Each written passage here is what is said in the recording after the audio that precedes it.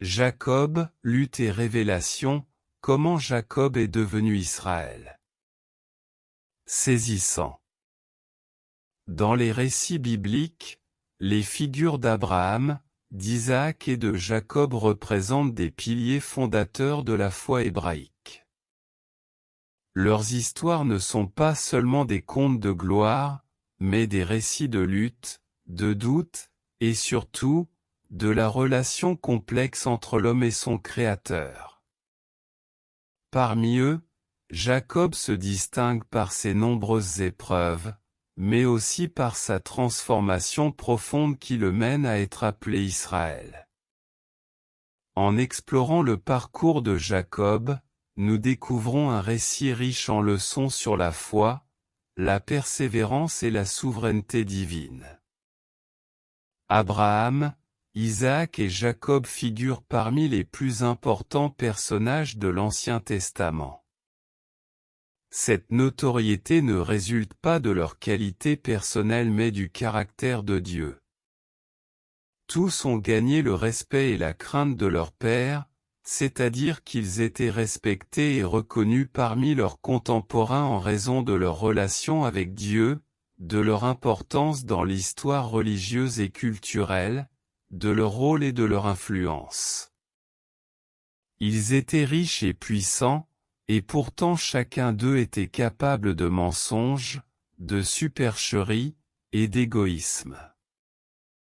Ce n'étaient pas de parfaits héros, bien au contraire. Ils étaient comme nous, essayant de plaire à Dieu mais échouant souvent. Jacob était le troisième maillon dans le plan de Dieu qui visait à créer une nation à partir d'Abraham. Si ce plan a réussi, c'est bien plus souvent en dépit de la manière de vivre de Jacob que grâce à elle.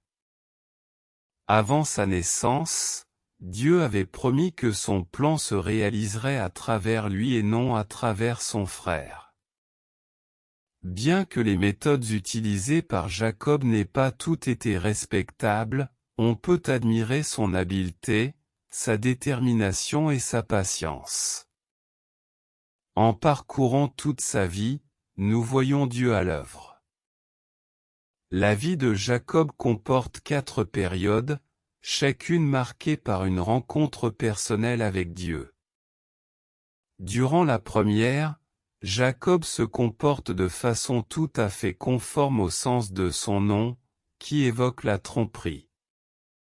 Les luttes de Jacob, celui qui sera appelé plus tard Israël, a commencé dès le sein de sa mère.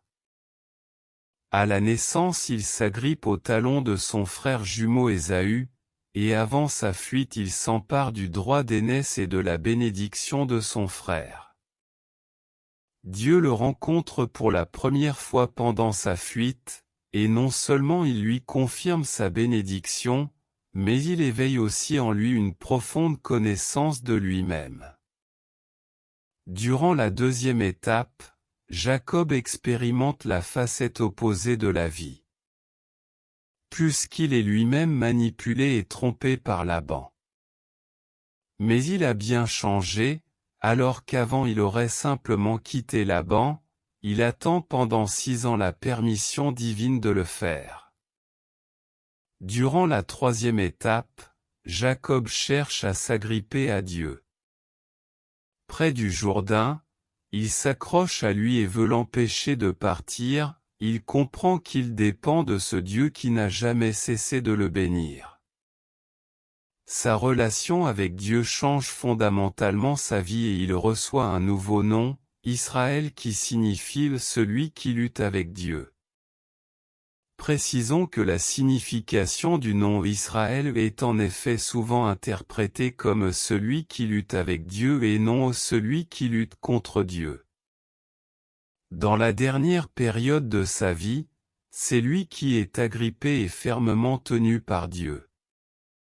Lorsque son bien-aimé fils Joseph l'invitait à s'installer en Égypte, il est manifestement peu disposé à émigrer sans l'approbation divine. Y a-t-il des moments où Dieu s'est clairement manifesté à nous? Cherchons-nous à le rencontrer en étudiant sa parole? Ces expériences influencent-elles notre vie différemment? Ressemblons-nous au jeune Jacob qui forçait Dieu à le suivre dans le désert de ses plans personnels et de ses erreurs, ou au Jacob plus mûr qui soumettait ses projets à Dieu avant de se lancer?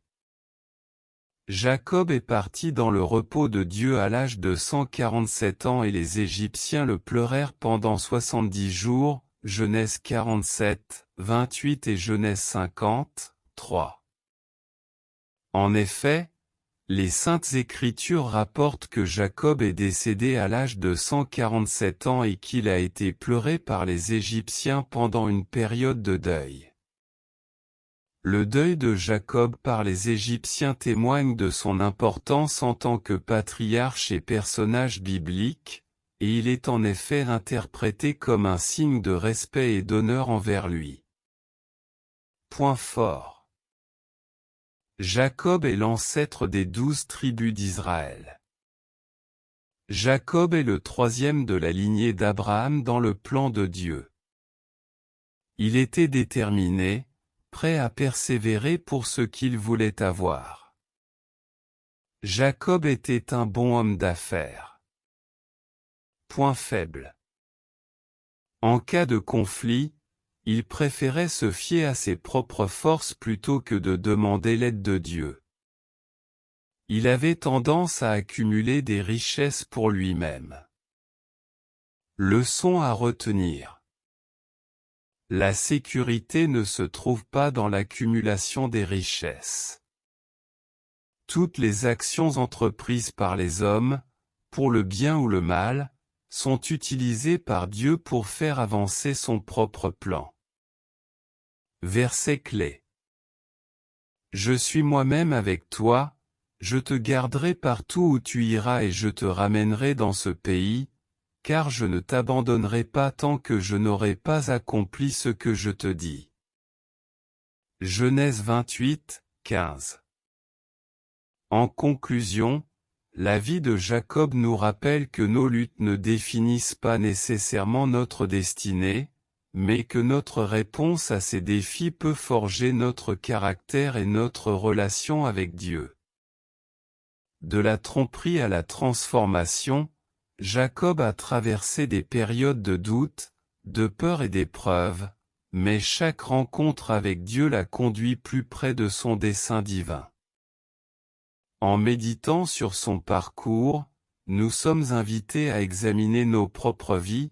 Cherchons-nous à nous accrocher à nos propres plans, ou sommes-nous prêts à nous soumettre à la volonté divine, même dans les moments les plus difficiles? Comme Jacob, puissions-nous trouver la force de lutter avec Dieu et de nous laisser transformer par sa grâce, afin de devenir les personnes qu'il a toujours voulu que nous soyons.